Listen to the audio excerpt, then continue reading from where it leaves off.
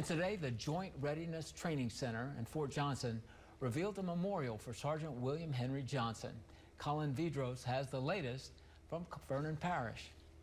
Sergeant William Henry Johnson was never recognized as a U.S. Army veteran in his lifetime, but that did not stop him from earning the Purple Hearts for his bravery and sacrifice in World War I. And today, Fort Johnson is once again paying tribute to an American hero.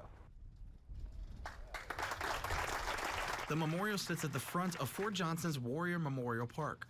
During World War I, Sergeant Johnson and fellow soldier Private Needham Roberts retaliated against the German raid, resulting in casualties and increased vigilance in the 369th Infantry Regiment, thanks to their bravery and resistance.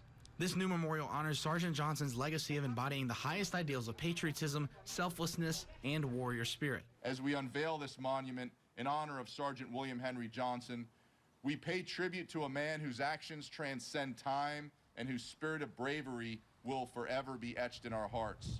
Fort Johnson officially received its name in June 2023 after the U.S. Department of Defense announced the renaming of 9 military bases to honor black soldiers, U.S. presidents, and trailblazing women. Sergeant Johnson's legacy will now be etched in stone for his honor and sacrifice to his country. In Vernon Parish, Colin Vidros, News Channel 5, your local station.